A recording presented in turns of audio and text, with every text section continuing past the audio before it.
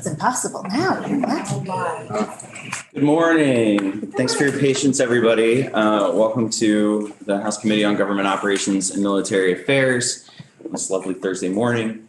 So we are here this morning to get an introduction to the regional dispatch report and to learn a little bit more about some of the communications issues with emergency services. Veterans of the House Government Operations Committee will remember that we had discussed this issue, set up a working group. There's been years and years of trying, maybe even decades of trying to figure out, should we move towards some more coordinated statewide approach to regional dispatch and emergency communications? Should that be statewide? Should that be regional? We touched on that a little bit with Commissioner Morrison's testimony when we were just getting our overview of DPS a few weeks ago. But I wanted to, because there's a bill being worked on in the Senate that we've kind of been keeping our eye on, start to get the committee kind of up to speed on just the broad strokes of what's the story of this issue, what's some of the material that came out of the report. The report's up on the website. I highly recommend that everybody on the committee read that and become familiar with some of these issues. So I really appreciate folks who've been working on this issue and steeped in it being with us this morning. I want to welcome Paul White first, and I will turn it over to you and appreciate you being willing to share as the chair of the dispatch working group your thoughts about the issue and what the committee should be focused on. Okay, thank you. Good morning. I do have some prepared remarks that I can go through if you would like. I think it'll take me about 15 minutes, or I didn't know if that's what you were looking for, or if you wanted to walk through the report, or what your goal was this morning. No, that'd be really great. If you have prepared remarks, I think it'd be good for the committee to hear your perspective. Okay. Yeah, some of the remarks sort of focus on the bill that you referenced in the Senate that hasn't crossed over yet. I'll try to maybe tiptoe around those. But good morning. My name is Paul White, and I served as the chair of the Regional Dispatch Working Group that Chair McCarthy just referenced, that was created by the legislature last year. I also currently serve as chair of the Barrytown Select Board. And I was appointed to the working group by the Vermont League of Cities and Towns to represent municipalities on the working group. I volunteered to serve on this working group because I felt that due to my background, I might have something to contribute to the work. However, I did not ever dream that I would be elected chair of the working group, but here we are. So my background is with the Vermont State Police, where I worked for a total of 30 years. 24 years in a full-time capacity and an additional 6 years as a part-time auxiliary trooper. At the time of my retirement from my full-time position, I held the rank of captain, and I served as troop commander for the Troop A area. Since then, VSP, since my retirement, has gone through some reorganizational changes since I retired. But at that time, as the A Troop commander, I was responsible for the state police field stations in Williston, St. Albans, and Middlesex, including the communications center in Williston. In fact, I was responsible for that Williston Communications Center when, in 2015, under Commissioner Keith Flynn and Governor Shumlin, the state closed the communication centers in Derby and Rutland and consolidated operations into the two remaining communication centers in Williston and what was then Rockingham.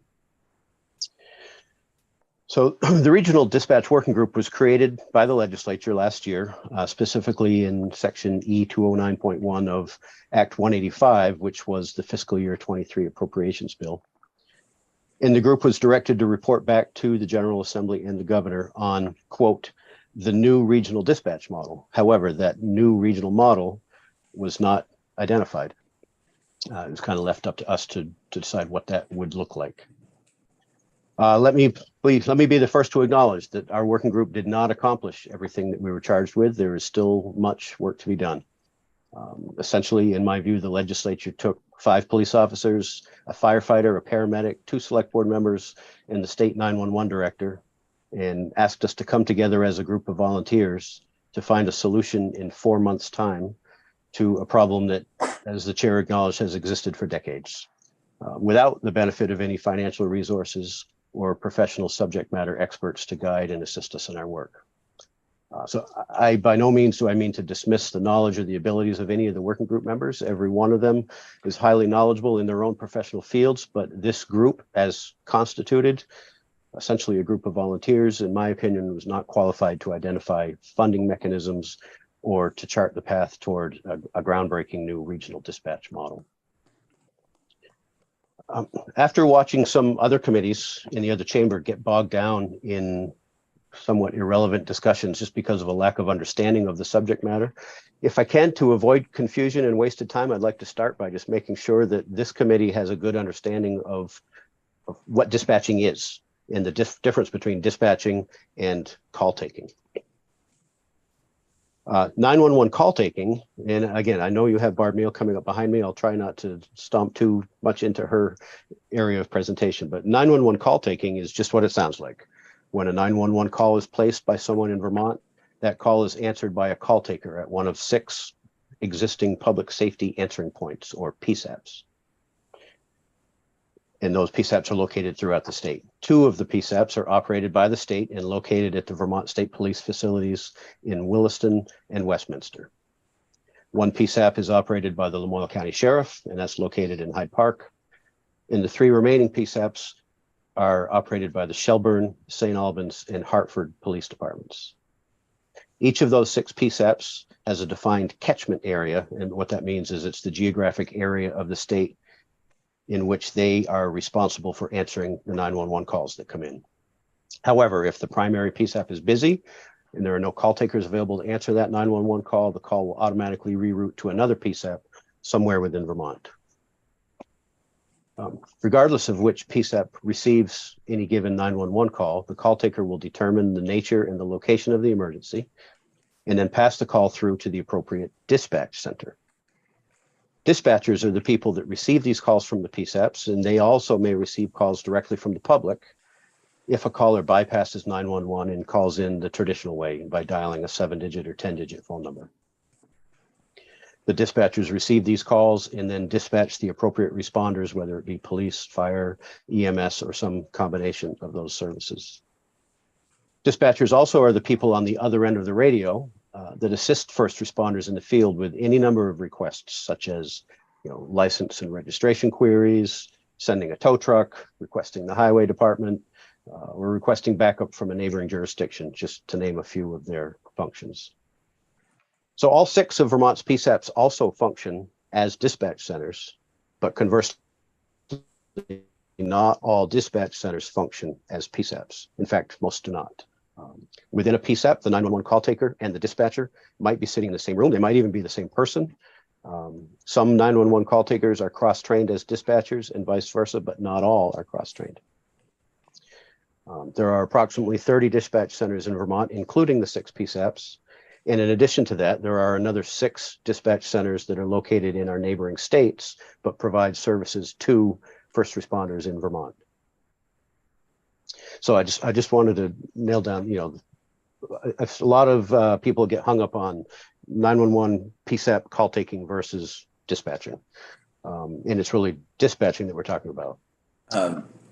Yes. Representative Hango has a question. Thank you. Just a clarification. You went through that pretty quickly, and I heard all 911 call takers are not dispatch, but all dispatchers are 911 call takers. Is that what I heard? No, I heard that all of the PSAPs, the center that answers the 911 calls, all of them double as dispatch centers. Okay, that's what I wrote down. But not necessarily all of the staff there are cross-trained. So while the center is capable of doing both, not all of the personnel within the center are cross-trained. Some strictly answer 911 calls, and some do both.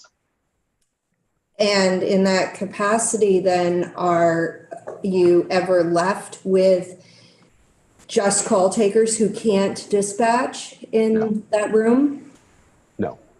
Okay. That would not be allowed. I mean, I don't want to speak on behalf of the Department of Public Safety because I don't work there anymore, or the 911 board for that matter, but that would not be allowed to happen.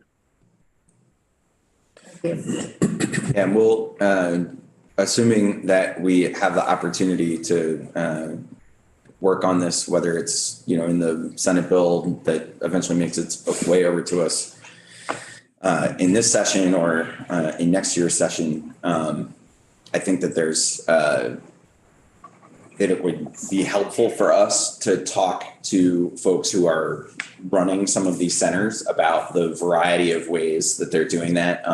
Sheriff Marcoux, for instance, we have the PSAP up in St. Albans that's done by the St. Albans Police Department that my folks up there, Chief Lamoth, who we've seen before, can talk to us a little bit about, the staffing and the cross training. Each one of them is different and it has different dispatch contracts and authority. And so we could learn a lot. But I think these are the kind of general trying to get a grip for all of us, many of whom are new to this issue on this stuff, is exactly what I wanted to do today. So those are great questions.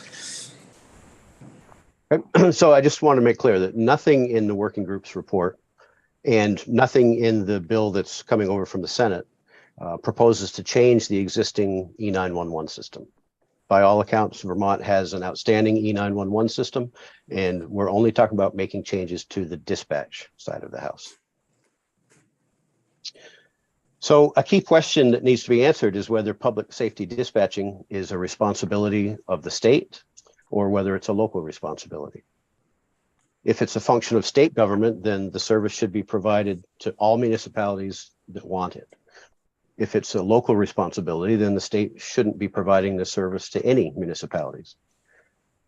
The current situation where some communities pay for dispatching while others do not is not fair or equitable. Currently, there are approximately 31 Vermont municipalities that pay nothing for their public safety dispatching because the state police provide all of that dispatching service for free. And I will share a copy of my written notes, and I include a list of those towns and cities. At the opposite end of the spectrum, there are approximately 34 municipalities like mine that receive no dispatching assistance from the state police. These municipalities provide for all of their own dispatching, either by doing it themselves or paying another agency to provide that service for them. The remaining 185 or so municipalities, give or take, fall somewhere in between. They provide for some of their own dispatching, but they also provide some service from the state police. So regardless of which answer you arrive at, whether it's a state responsibility or a local responsibility, the state should ensure that whatever system we end up with is implemented consistently across the state. The system needs to be resilient to stand up to the harsh conditions that we frequently experience here in Vermont. It needs to offer redundancy or failover capabilities so that if one site fails, another site can pick up their workload without missing a call. It needs to eliminate the dead spots that still exist in the system today. Those are places in the state that have no reliable radio or cellular phone coverage. And it needs to be built in compliance with nationally recognized standards and best practices. So what has brought us to where we are is attempts in recent years by the Department of Public Safety to shed its responsibility for dispatching for local first responders. The department has said for years that this service that they provide to local agencies is not sustainable. As we move forward, a question that needs to be answered is the state prepared to force those municipalities that don't want to leave the state police dispatch service to go find these dispatch services elsewhere? For example, town officials in Berlin and Northfield, right here in central Vermont, whose police departments are currently dispatched by the state police for free, have stated that they do not want to be dispatched by the Barre City or Montpelier police departments as proposed. They want to stay with the state. So we need to decide, are we going to force that to happen? If we just hand out millions of dollars in grants to agencies that ask for them and allow them to build their own systems without any guidance or oversight by the state, we could end up with a disjointed system that's not interoperable. And I believe we will be encouraging these regional dispatch centers to continue to operate in silos. It's my opinion that the state should initiate an assessment of the current communications infrastructure and dispatching capabilities statewide, identify where the deficiencies are, and then create an intentionally planned network of dispatch centers that are resilient, interoperable, and provide equitable service for all Vermonters. Further, I would recommend that we start with a pilot project. Rutland County, for example, appears to be the area where a new regional dispatch center could provide the state police with the greatest amount of relief. So I would suggest starting there. Once that pilot is up and running, we no doubt will have some lessons learned from that, and new dispatch centers as they are established around the state can learn from that project. Another factor, and a very big factor that needs to be considered, is governance. And by governance, I mean who will own the infrastructure and make policy decisions for these new regional dispatch centers that are created. What happens if the host agency decides to stop providing the service? For example, what if we stand up a new regional dispatch center that's operated by a sheriff's department, and 4 years later a new sheriff is elected and the new sheriff has no interest in operating a dispatch center, as we just saw take place in Orange County? Who then would own the equipment? Who is responsible for keeping that dispatch center operational? Certainly the state police are not going to want to take those customer towns back just because of a personnel change in the sheriff's office.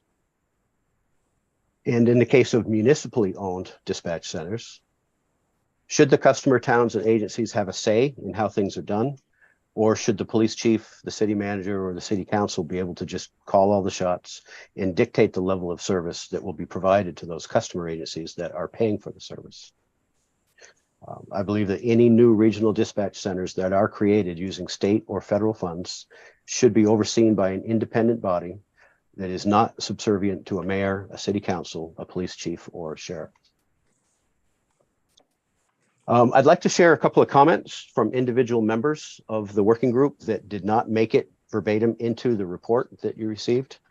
But I think they were important comments just to give you a flavor of the working group. The first comment was from Drew Hazelton, who you may have heard from before. Drew represents the EMS field. With these comments, he was referring to a competitive grant program that was being offered at the time last summer by the Department of Public Safety. Drew said, "In my opinion, the proposed funding does not provide support for regional dispatch centers.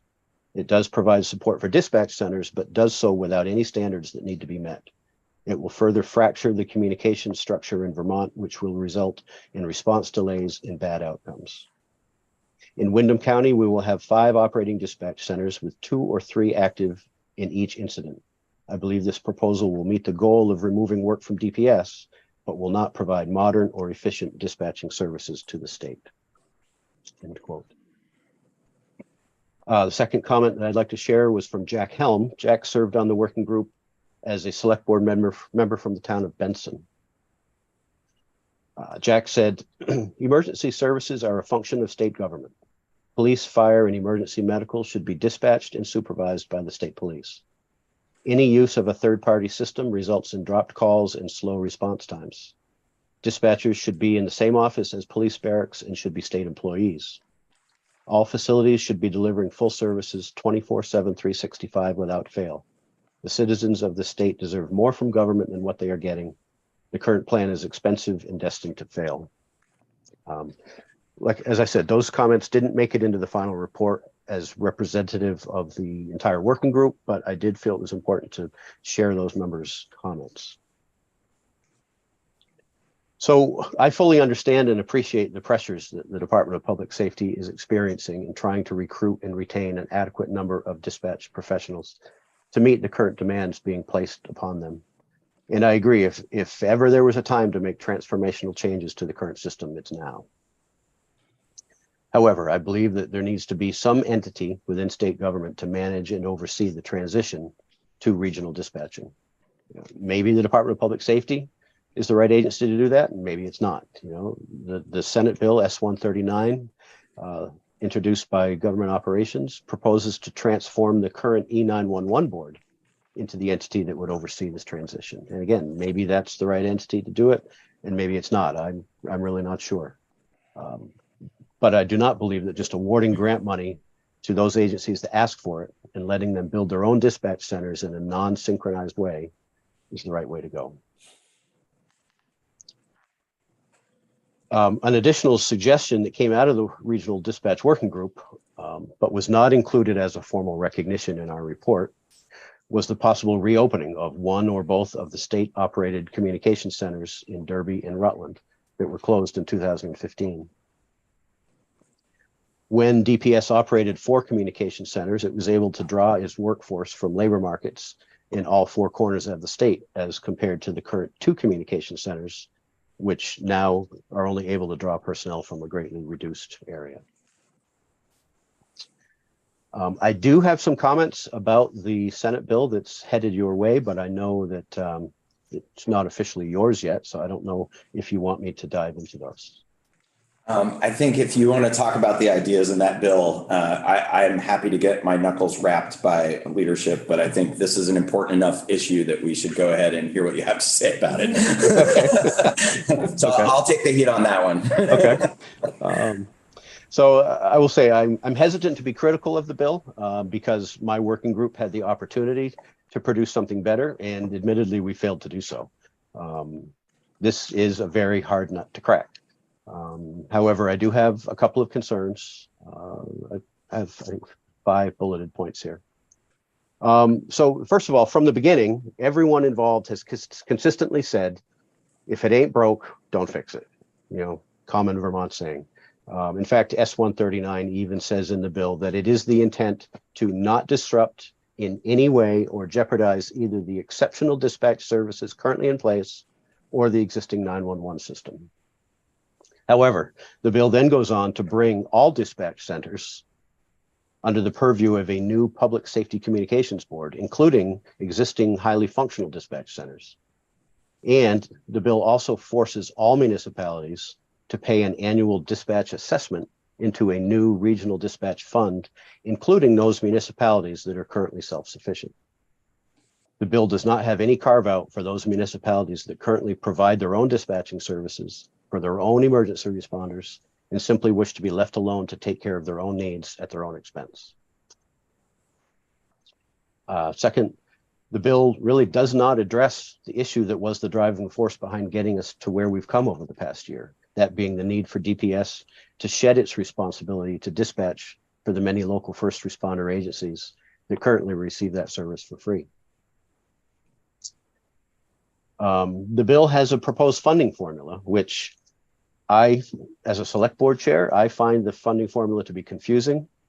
It's based on a statewide base fee and a statewide dispatch budget, but it's impossible for me, representing a municipality, to look at this formula and be able to figure out, for budgeting purposes, what our annual assessment would be in any given year. Another factor in that funding formula is a municipality's call volume, but the bill does not define that doesn't give a definition of that term, call volume, or explain how a municipality's call volume would be calculated. You know, the list of different call types that a fire department, EMS, or law enforcement agency might respond to is very lengthy, and not all types of calls result in the same level of workload on a dispatch center. And then lastly, the legislation last year that created this regional dispatch working group charged our group with identifying long-term funding models that do not unduly affect local property taxes. However, the funding model proposed in S139 relies almost entirely on local property taxes.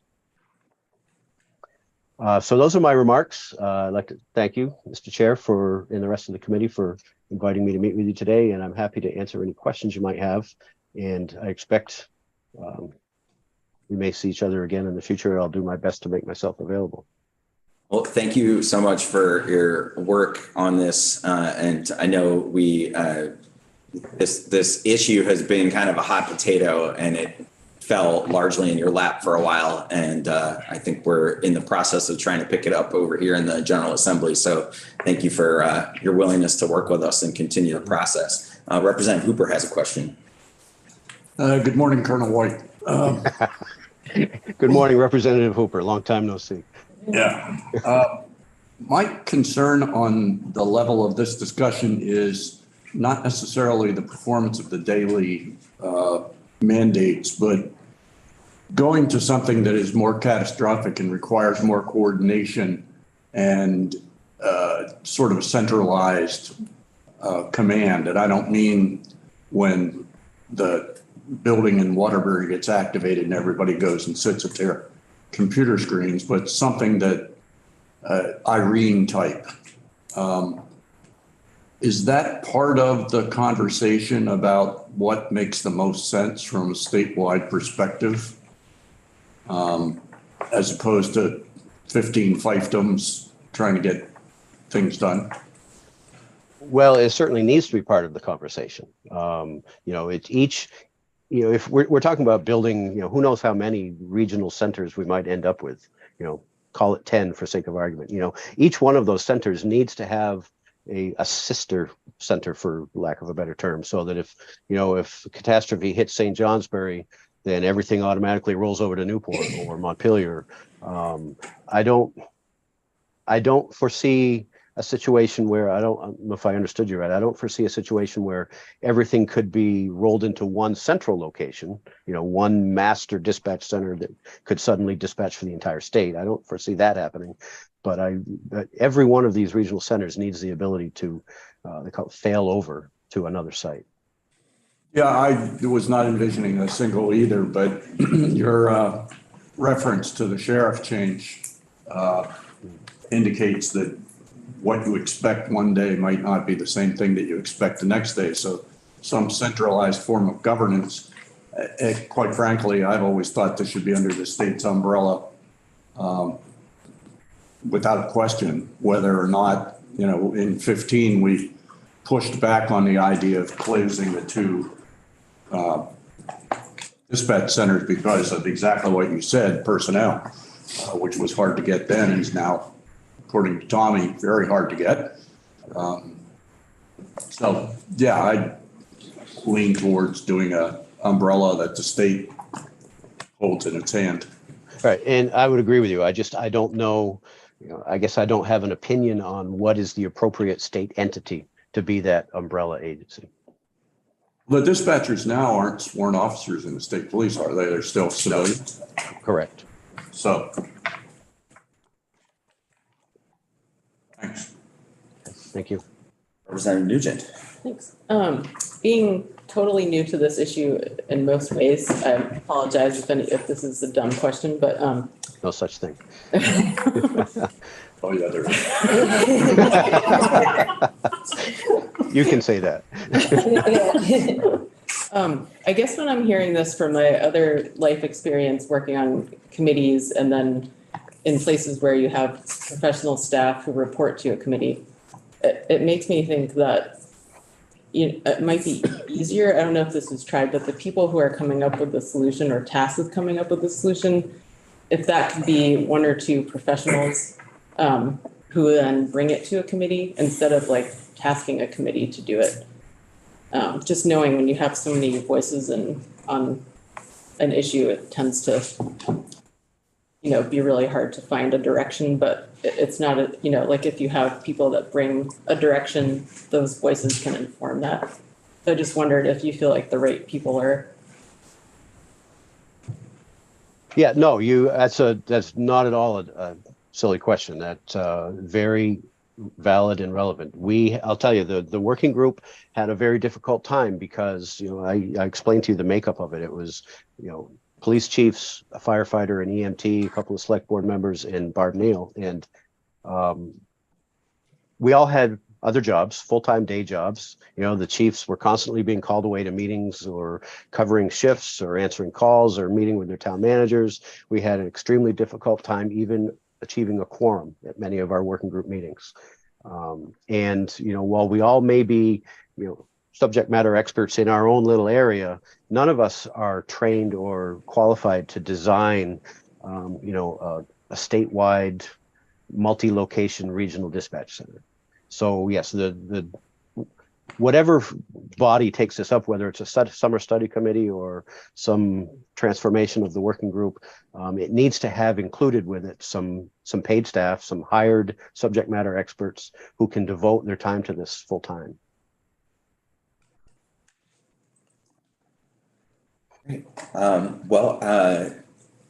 Seeing no more hands, Colonel White, I'll invite you to stay with us, and we'll Representative Hooper in jest always calls me Colonel White, but I'm actually I have no rank. I retired at the rank of captain. You're welcome to just call me Paul, but thank you. For the record, I thought I would pick up the ball on that. But seriously, thank you for chairing the working group. I know we gave you an almost impossible task, but I think it's brought the conversation forward and identified at least a lot of the questions that we have to answer. So really appreciate you continuing to work with us on that. So I'd like to invite Barbara Neal to the conversation and give the perspective from your work with the E911 board. So thanks for being with us today. Sure, thank you very much. And for the record, I'm Barbara Neal, Executive Director of the 911 Board. And I was also a member of the Regional Dispatch Working Group. And as I recall, might have been the person that seconded the nomination for Paul White to be the chair. And I must say, he did a great job, in my view, of herding those cats and doing the best work that we could on the tasks that were assigned. And I also want to mention that Paul gets an A+ on his overview of how 911 calls work in Vermont and that interaction between 911 call taking and dispatch. The only thing I would add to that is that the 911 board has oversight and management of the statewide 911 system. So all of the technical pieces of that. We provide the 911 call taking equipment to each of those 6 public safety answering points and provide the training, set the standards for certification and the standards for how calls will be handled specifically on the 911 lines. And to make that distinction, we do not have purview over those types of things, operations, or even the technical aspects on the dispatch side. And that's, what our role has been for the past 25 or so years is strictly on the 911 side. I do appreciate and thought Paul did a very good job explaining the activity of the Regional Dispatch Working Group, some of the challenges that the group faced, and kind of called out the general conclusions and recommendations that the group did come up with. I think one of the things that was difficult during the working group was one of the tasks was to come up with an estimated timeline and transition plan. But that was hampered by the fact that the model wasn't defined. In other words, we didn't know what the end product was expected to look like. So that caused definitely some challenges there. And also mentioned was this inferred objective, and this is called out in the report as well, for the working group, given the conversations that were going on at the time. Was to identify a way for the Department of Public Safety to have the local agencies that they dispatch for dispatched at another facility. In other words, so they could dispatch simply for the state resources and assets. And in my opinion, and the commissioner and I have had discussions on this, in my opinion, this entire topic cannot be driven simply by that need. It needs to include the planning and the distribution of any grant funds, for example, needs to be driven by the totality of the circumstances and what is best for all of the stakeholders. Department of Public Safety has been a key partner with the 911 board for all of these 25 years in providing 911 call handling services for the board. And in a broader sense, has also had a vital role in emergency communications as a whole in the state. And I'm hopeful that they would continue to play a significant role in that dispatch and emergency communications landscape moving forward. So Paul did review most of the recommendations, or all, I think, of the recommendations from the report. I don't have much to add on that. I would like to, if I could, quickly address Representative Cooper's question about, a catastrophic event and what would happen in those cases. I can give you an example from the 911 world. We have built in that redundancy and resiliency and failover, so that and we have built in geographic diversity, right, of the locations of the public safety answering points. And that comes into play every day on how calls may roll from one PSAP to another to ensure that the caller gets connected with a certified call taker as quickly as possible. And that call routing feature, though we had a different system at the time, played a key role in getting the 911 system through Tropical Storm Irene back in 2011, where one of the PSAPs, then Rutland, which was the second busiest PSAP in terms of 911 call volume, was evacuated. And the calls that would have been destined for Rutland seamlessly and automatically routed to other PSAPs in the system. So that redundancy and resiliency and all of that is key. It is key to having a good functioning system. And I didn't catch the name of the representative, I'm sorry, who asked about one or two professionals that would inform a committee about moving forward on a project like this. But I do agree and concur with what Paul was mentioning. There is a need for subject matter experts to fill in gaps in knowledge with what other leadership in state government may have to move this discussion forward. So I thought I'd just chime in on that a little bit. Barbara, Representative Hooper wanted to jump in with a question. Before you leave that point, Barbara, who do we rely on our technology to do that bumping, or is that whoever happens to be the local phone company? Is it copper or is it over air? It is part of Vermont's next generation 911 system, which is an internet-based call handling system, 911 system. And so those routing decisions and those failover mechanisms are built into the core of that network, which is provided to us. We contract with a company called InDigital for the statewide fully hosted next generation 911 platform. So all those decisions are built into that system. Thank you. Okay. So a couple thoughts on S-139, since we went there before. I could just share some thoughts from the 911 board during a special meeting back on March 13th. So they were looking at an earlier version of the draft that became S-139. The 911 board did come up with a recommendation that before there's a final determination of where in state government, or if there's that determination of where in state government the dispatch function should be housed, their answers to many, many questions are needed, including things like what's the optimal location for any regional dispatch centers? How many should there be? What are the funding model impacts? Now that we have a funding model, there are more and more concerns being voiced about that. But the concern is, what is the impact on existing centers and kind of this general confusion, I think, on how that funding model would be implemented.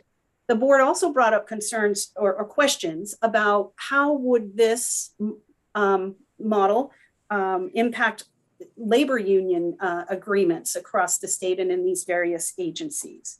And there were several other things that were recommended as things needing answers before we can make a determination of who best to operate this or to manage this, so to speak.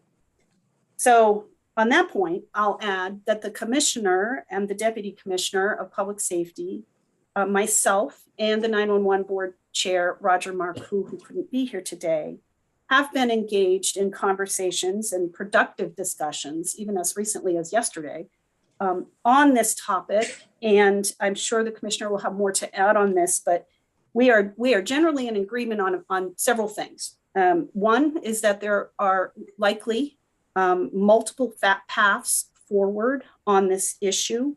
I think a key to that discussion is a common understanding of what problem are we trying to fix. So working together, meaning the 911 board and the Department of Public Safety in a full and equal partnership, we can keep this conversation moving toward the development of a clear operational plan with associated timelines. That work would likely, in our opinions, require the use of at least some contracted subject matter experts to fill in those gaps I mentioned in our respective knowledge of the system and how these systems should and ought to operate. The logical place to go for the funds to support that, in my view, would be the existing grant funds that are out there. There's an agreement, we are going to continue those discussions and, would be able to present information that results from those discussions back to you in a more cohesive, that operational plan and timeline, likely in January. And we're in agreement that as this work moves forward, it is critical that all stakeholders are represented and have a voice at the table. Everyone that's going to be impacted by any change in this. And so among other expertise that the 911 board can bring to this discussion is its ability and its experience with bringing those voices and the appropriate stakeholders to the table to support and expand that aspect of this work. So that's really all I have prepared for today. And I'll hand it back to the chair. I'm happy to answer questions as you see fit. Thank you. Representative Mrowicki. I didn't see any notes online. Do you have your remarks in a form you can share with us? I would likely clean them up just a bit, but yes, I will send them over. Thank you. Mm-hmm. So, Barbara, it sounds like as the conversations have evolved, the Senate's been, working on their bill, and that's still kind of in progress, that there's a lot more responsibility that would be placed on the E911 board if we did anything like what's contemplated in the Senate's proposal.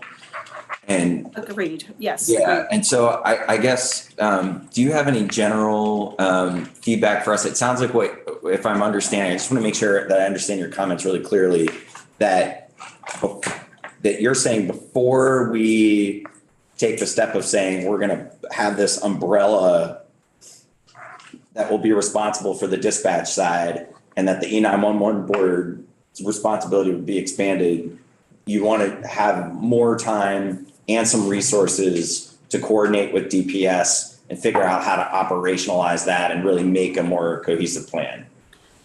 I think, yes, that is what I'm saying. I think that would be a good path forward. And I want to be clear that if the decision is made that this work would come to the 911 board, we are not afraid of the work.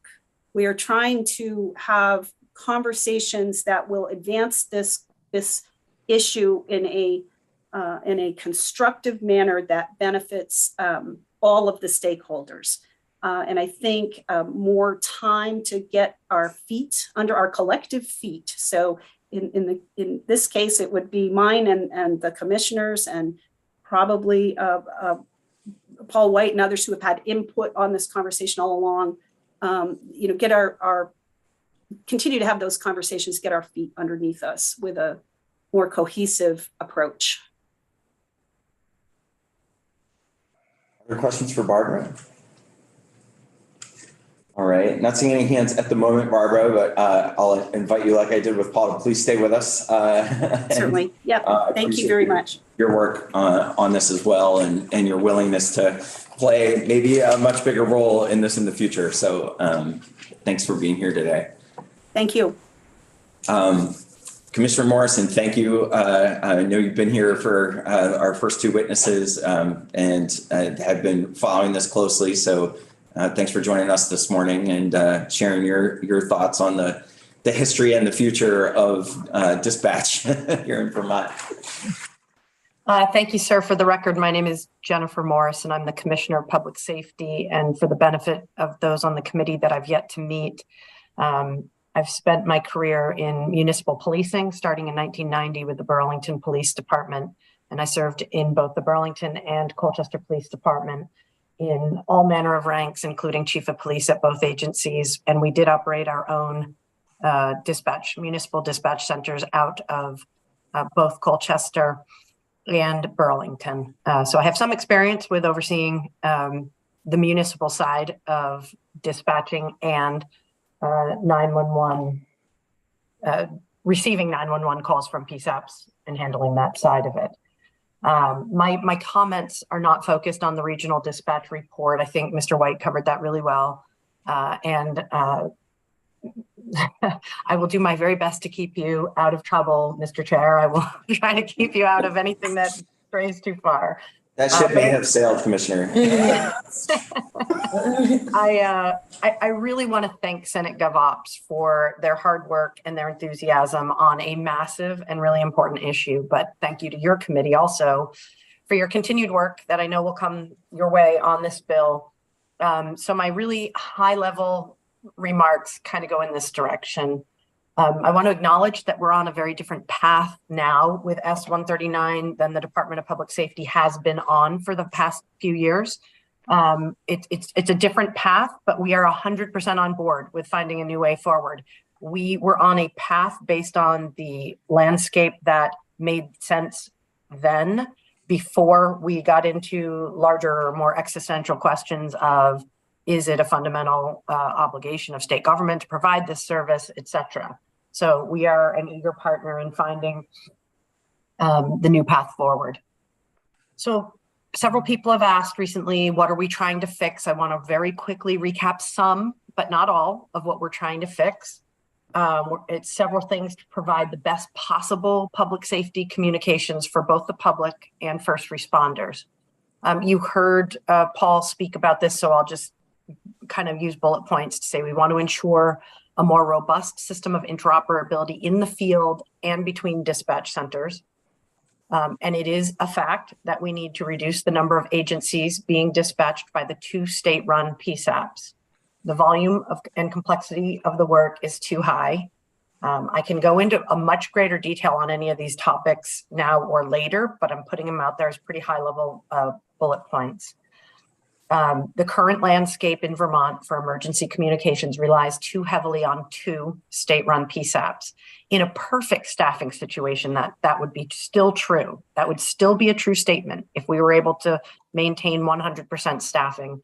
But with our significant staffing challenges over the past 3 years, it is even more true. For reference, these centers currently dispatch for approximately 88 to 90 agencies, and we handle approximately 70% of the statewide 911 calls. So building more capacity and elasticity in the system with willing partners, this is not like the state saying, ordaining things and telling regional operators what they must do, but building more capacity with willing partners is the goal. And again, we don't want to break anything that is currently working well in the landscape of emergency communications. Mr. White touched on this, but we need to build an equitable system that eliminates the age-old problem of some communities or services receiving dispatching services for free and others paying their fair share. It is also a significant goal of mine and my deputy commissioners, the entire Department of Public Safety, to build a system that is more representative of all first responders, so that the needs of our EMS and fire partners are met and not regarded as an add-on to police dispatching. And lastly, we need to ensure that first responders can communicate amongst themselves with their dispatch centers, and that all persons who call for help in Vermont have their calls answered in a timely manner, and that the appropriate resources can be quickly dispatched. So that's the problem we're trying to fix. It's not a wholly broken system. I want to be very clear.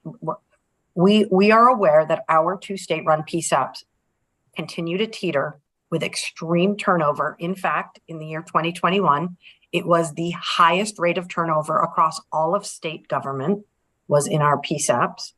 And in 2022, it was the 4th highest rate of turnover in all of state government. So we are taking stabilizing measures. We are doing everything in our power to keep staffing at the appropriate level in those centers, but it is a real tenuous situation.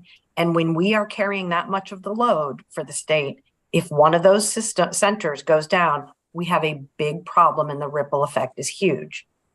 So that's sort of what we're trying to fix. It's not just about shedding agencies out of Vermont State Police to state-run PSAPs. It's about creating more of a dispersed and resilient system across the state. I really want to emphasize that we need to keep moving forward on this issue. We cannot lose the momentum that we finally have after more than 50 years of studying this issue. In addition to this momentum, which is really key, we have some timelines that have just come to my attention in the last week. So I'm not trying to drop any big news bombs here, but we have some timeline considerations that we have to keep in mind. Primarily, the $9 million in congressionally directed spending that the Department of Public Safety has been awarded for regional dispatching. Those funds have a 24-month performance period, which began on December 29th of 2022. It is unclear if an extension would be possible. Further, the language of the award clearly states that we cannot subgrant those funds. So the $9 million in federal funds that are currently being considered in the $20 million pot for this effort cannot be subgranted and have a shelf life. So we would need to invest those dollars in whatever portion of regional dispatch the state will own. I will echo what both Barb and Paul have said. We need expert assistance to move forward with this project. I have been saying this since I became the commissioner and went to the Joint Fiscal Committee in July, asking that in addition for release of the $11 million state appropriation for projects, that we also needed technical and project management expertise. So we need them to help develop both operational and technical plans and a timeline. But I am not suggesting further studies about the feasibility of regional dispatch. I'm talking about really creating a roadmap to get us there. And lastly, sir, I'm not a legislative process expert. I am still pretty darn new to all of this, but as I see it, the Senate should strip the money and positions out of the current bill to move it along and get it to your committee for shaping. I would be remiss if I did not mention that money for positions is not in the governor's recommended budget, which is already far bigger than he would like to see. And I think you heard that clearly in yesterday's press conference. I would like to see money allocated for contracts with subject matter experts to assist us as soon as possible, not necessarily even waiting till the end of the session, because between now and next January is a blank. I have more thoughts on what next steps could look like. There's, as Barb mentioned, there's more than one path forward. We're not married to any one path, and we know we would benefit from the input from subject matter experts. But those are my high level thoughts right now. My team and I look very much forward to working with your committee on this, and we will continue to work with our partners at the state level, local level, and anyone who wishes to have a voice in this as we figure out what the future looks like. So thank you. Representative Hooper. Yes. Thank you, Mr. Chair. Hi, Jen. Hi, Bob. This is going to be human-driven work, and we've, as you all have mentioned, have been having personnel problems for a decade since this kind of started, I guess. When I drive into my local McDonald's, I see a sign that says, "Come to work for us for $15 an hour." Do you happen to know what we're attracting people to the jobs what rate they're coming in at? I don't have that, but I know that Captain Burnham has a link to the meeting. If that's, we can get it to you offline if that's important, you know, the rate. I can say this. These jobs, which do have reasonably good salaries, and we have continually tried to keep those high and other incentives to keep people engaged in the work, despite the terrible hours. These jobs in Williston, in some of the more populated areas, are maybe not considered as great a job as they are in other parts of the state, where there aren't so many job opportunities for a reasonably high wage with full benefits, et cetera. So we are doing our best to keep our wages competitive, but the exit interviews that we conduct with our employees do not point to the pay being the problem. There's almost endless opportunity for overtime right now. And that part of the problem is that people don't get time off, right? So it's not the pay that people are leaving over. That's not what they're saying anyway. But I see that the captain is connecting if you want to explore that further with him. But to your point, I think there are other parts of the state where this would be regarded as a very attractive job, but maybe not so much in the Chittenden County market. Lance, do you want to chime in there on the rate of pay for our dispatchers? Sure. Thank you, Commissioner. And for the record, I'm Captain Lance Burnham with the State Police. The average salary of a new dispatcher coming in is roughly $23 an hour. We do have obviously shift differentials in that. It is, quite frankly, not competitive with some of our bigger agencies, especially with the workload that we have. So. Yeah, correction, sort of a good example. You get paid well, but you're working all the time. It becomes your life. Tough position to be in. Yeah, and to follow up on that, and I certainly don't want to take the commissioner's time here, but I do want to comment on one of the things of the high turnover rate is that I have interviewed everybody who has been under my command since I've been here for approximately 4 years. And the direct answer that I get is, why are you leaving? Is because of the workload.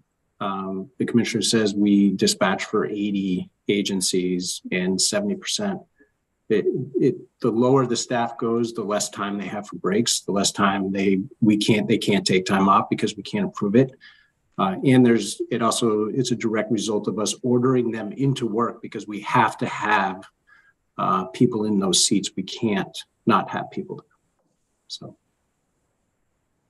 Representative Byron. Quick question on the compensation. So $23 an hour is the start, but I assume that there's a benefit structure to that as well? Yeah, that is clearly one of the benefits of working in the States. The benefits are outstanding. So do you have any idea what the dollar value on the total compensation package is? That I do not have. I'd have to do some digging. I don't have it directly in front of me. Sorry. I can certainly get it though.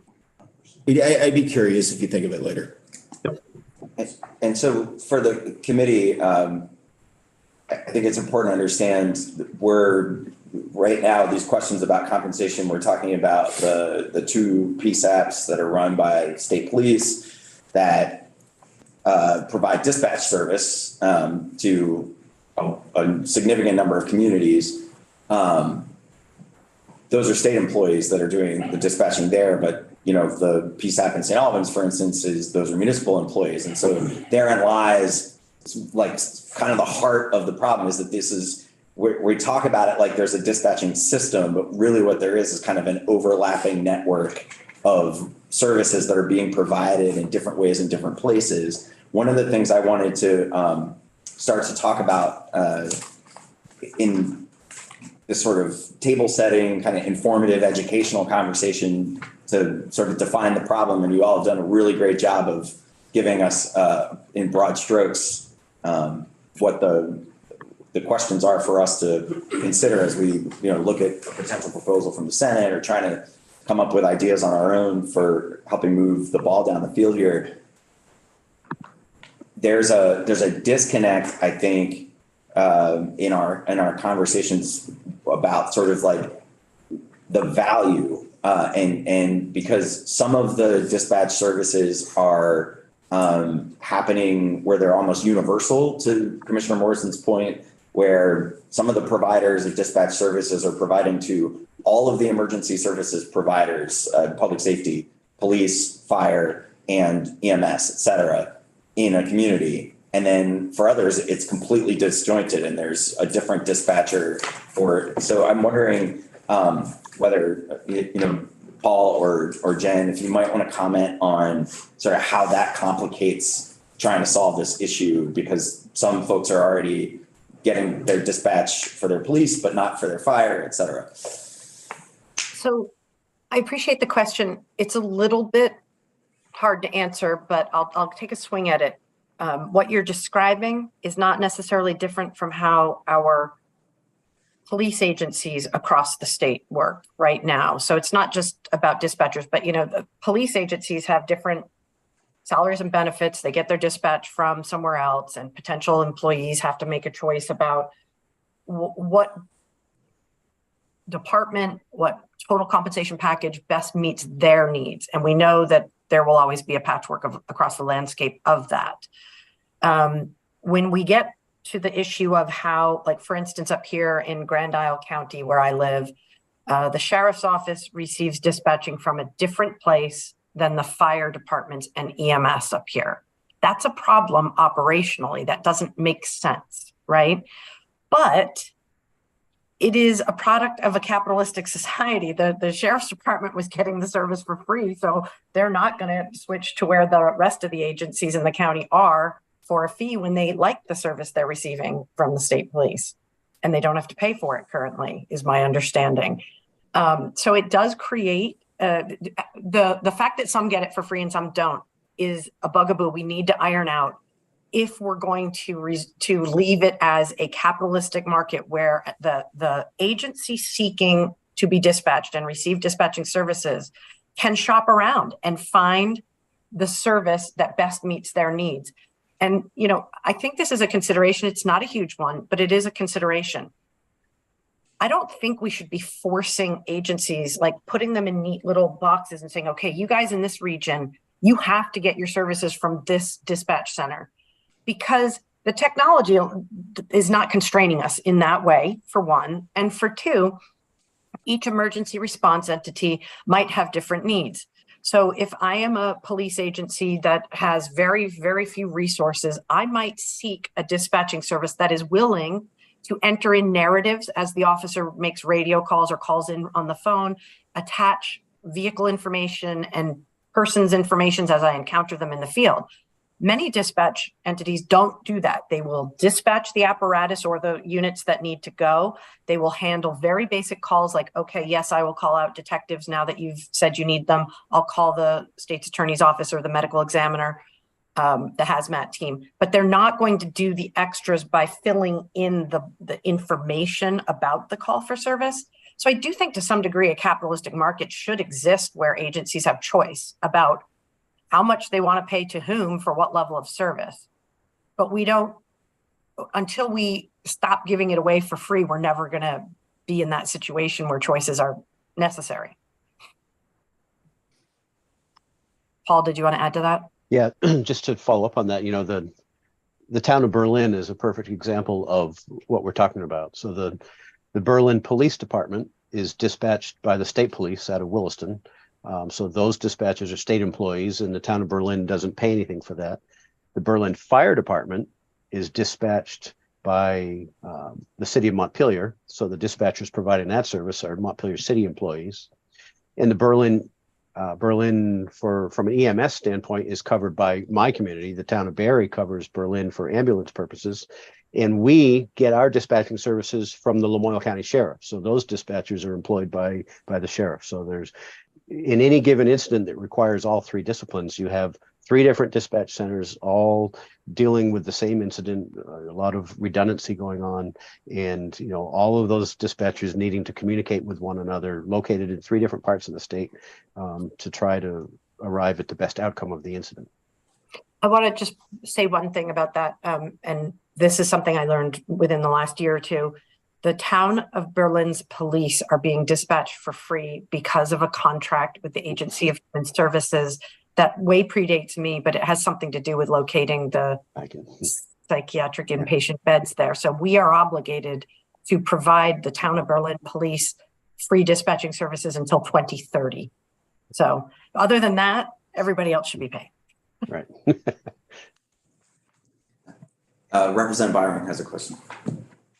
So the fragmented structure that you just described for Berlin, how common is that with other municipalities? Is that an outlier, a one-off, or is that a theme that we see repeated? I think I could rattle off probably a dozen communities. I think that's pretty widespread. It's not an outlier. Okay. It's not the most common situation, but it's not an outlier either.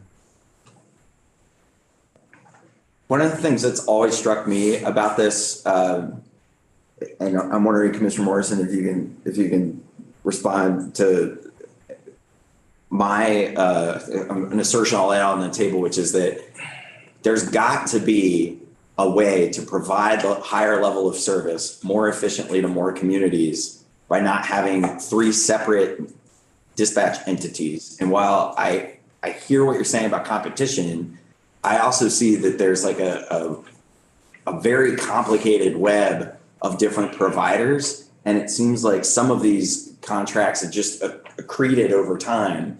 And that by looking at the thing holistically, we might be able to bring the cost down of the whole thing and provide a higher level of service. And I mean, should that be part of the framing of how we look at least some of these regions? Well, I got to put my my municipal police chief hat on, and local control, right? So I'll just highlight differences between Colchester and Burlington because I know them, right?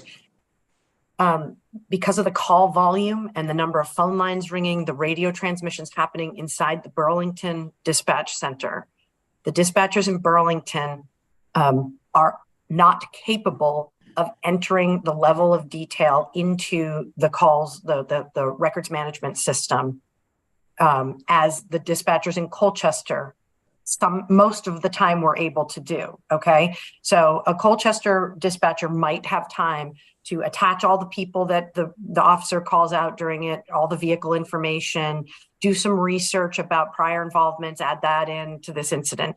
That none of that is able to be done at a place like Burlington. Now, contrast that with a dispatcher in Colchester who gets a call that implicates Colchester Technical Rescue, Colchester Fire Department, Colchester Rescue, and Colchester Police. Now one person is managing radio transmissions and trying to record all the necessary times of apparatus going out, times of apparatus on scene, all the details that have to be captured across one incident, one person. So there is no way to say this is the level of service that you will get all the time, because your resources can be exceeded very quickly when one big incident happens. The amount of info a dispatcher is able to enter changes dramatically. When you're receiving 60 or 70 911 calls at the same time on the same incident downtown at Church and Main, you're just picking up phones. You're barely even typing on the keyboard, right? So it really is a very dynamic situation that, while I understand the desire to try and look at it holistically and say there's got to be a better way, as a local police chief, I would probably have a lot of reservations about changing something that has worked in my community for 50, 70 years. And I'd have to be really convinced that there was value in it and that we were going to get the same level of service. It seems to me like it's taking on another level of this that maybe could be another wave of what we think about after we stabilize the current system and find a path forward with the problems we're facing right now. Representative Hickman. If I could just follow up on that a little bit. I think an example for me up in my area is when the Derby PSAP was closed, and it was supposed to save $1 million and everything was supposed to go smoothly. And of course, up in my area, that was found not to be the case. Specifically with it was offered for the folks that were going to lose their jobs in Derby to go to Williston, but of course that's quite a distance. And it was found that even though there is, this new technology, it behooves folks that are dispatching to certainly have knowledge of the areas, and that was lost to some degree. So there's an example, if you ask me, of thinking that we're going to save money, that it's all going to work out in a consolidated PSAP, and I don't believe that it did. Well, sir, I think that $1 million sounded like a lot back in the day, I guess, but it doesn't seem like that much now. I think with the benefit of hindsight, the Department of Public Safety would agree that that move added pressures to the 2 remaining PSAPs, and it constrained the workforce that we could draw from. As I mentioned previously, these jobs are pretty darn good jobs up in the kingdom. But when you're competing with companies in Williston that offer more money for Monday through Friday daytime work at much lower stress levels, it's hard to compete. Thanks. Representative Hanka. Thank you. I don't have a question, but I do have a comment, and I want to thank the commissioner for the testimony that you just gave with your comparison of the 2 communities of Burlington and Colchester. That really resonated with me. I can put myself in the position of a dispatcher when all those calls are coming in, and I really don't know how people do it, and I really admire them to be able to work in those jobs. And I think what Rep. Higley was just getting at is that the more we consolidate services like that, yes, it might sound like a great idea, but we're putting more and more pressure on those very few individuals who are responsible for taking all those calls and dispatching the appropriate services. So it's made me think a lot about really maintaining some sort of local operations so that the workload is spread out more amongst more people to actually do that work. So thank you for that. Commissioner, do you think it's fair to say there's a tension between the desire to maintain the local infrastructure we have? I think to Mr. White's comment about if it ain't broke, don't fix it. And the fact that we have so many communities that are served right now by the central PSAPs that are, the Vermont State Police is looking to say, hey, we want to get out of this business. We've been trying to get out of this business for years, but there's no one else to provide the service right now for some of those communities. And so that's the fundamental tension that we have, that is before us with the problem is communities like mine and some up in the Northeast Kingdom have invested in dispatching services and the infrastructure and standing up the organizations and the people. And then there are a lot of communities that haven't made those investments and aren't paying in to a system, but they're receiving a service for free from a central location now that is working fine from them, but it's not working fine for the state police and your staffing and your ability to continue to provide that service without us, coming in and deciding on a new model. Well, sir, you are highlighting the path we were previously, the fork in the road where we previously chose the direction we had been going. We were addressing a people issue and a workload distribution issue.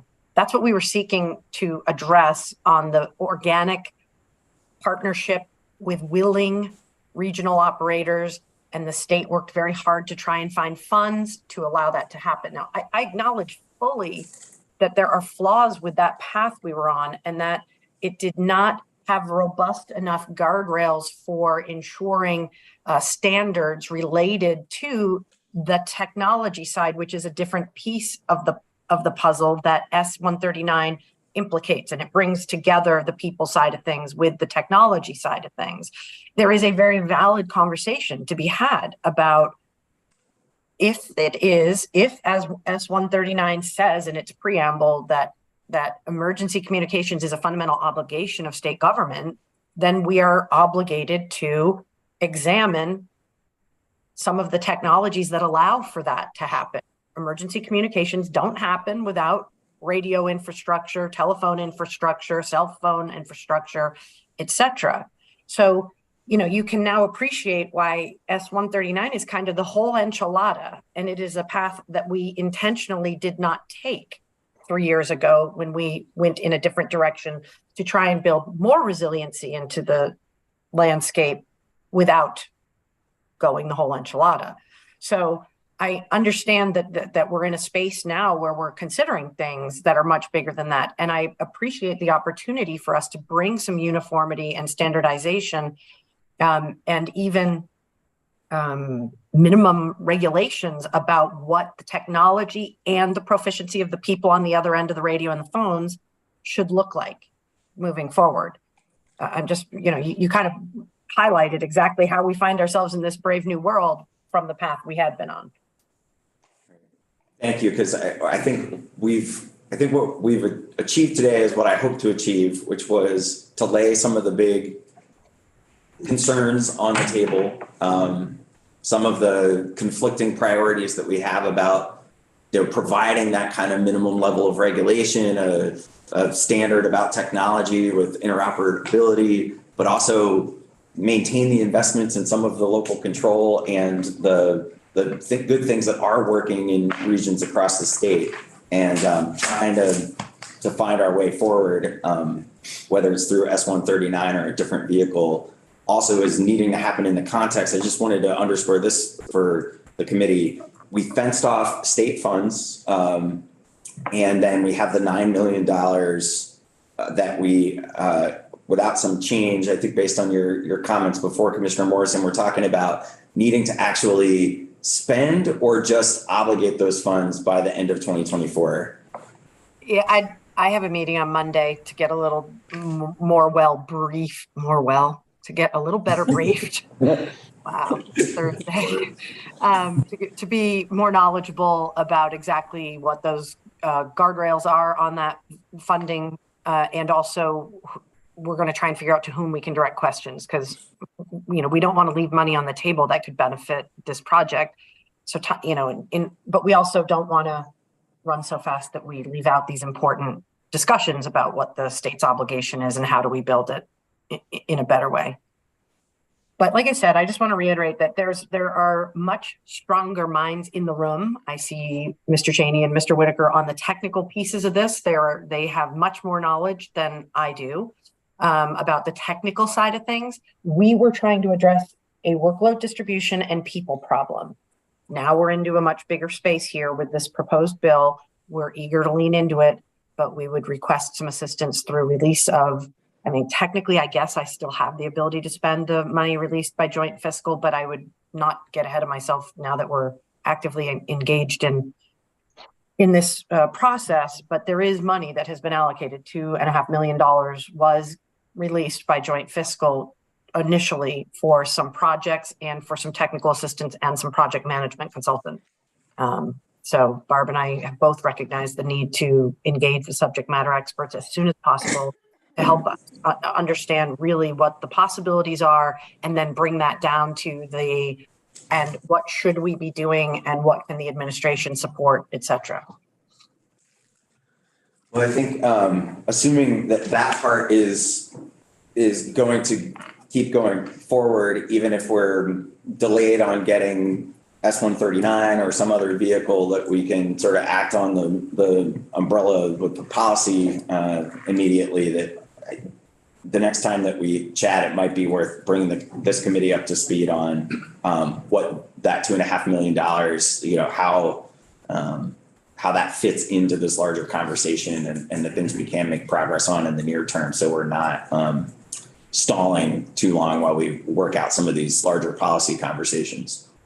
One thing I would offer, sir, is that if people are having heartache about fiefdoms or who gets the money here for this, who gets the money there for that, while this conversation continues to evolve, we have no objection to a neutral party such as the Joint Fiscal Office being the ones who hold the contracts with subject matter experts, as long as myself and the 911 board and ADS as appropriate, Department of Public Service as appropriate, as long as we can all benefit from contracted subject matter experts, none of us are looking to be the boss of that $2.5 million. That's not the issue.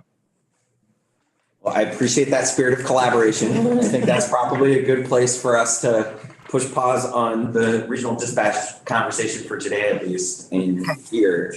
Thank you all so much for your work on this issue and bringing all of your expertise. I think we will continue to work on this probably far beyond this year, but we've got, hopefully we'll have the ability to make some progress in this biennium and at least take advantage of the federal funds that are available to keep moving things forward. And I also just wanted to close off by saying, I think we all agree that we want to make sure that when a Vermonter picks up the phone, calls in and says, I have an emergency, that they're able to, I think we're very confident in the E911 call taking ability, but that they're also able to get, efficient, professional, good dispatch of the right services to the right place in a timely manner so that we can save lives. What we're really talking about here is protecting Vermonters' lives. And we can talk about the money and the technology and the personnel issues, and we have to solve all those. But I really want to frame all these conversations in our shared desire to make sure we're keeping Vermonters as safe as possible and getting emergency and public safety service to them as quickly as possible. So thank you for,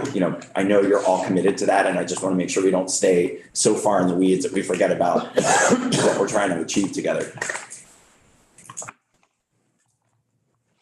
Great. Well, thank you all so much. We're going to take a quick break and then switch gears and talk about some charter work that we need to complete. Thank you, Commissioner and Mr. White and Ms. Neal for being here, and Captain Burnham.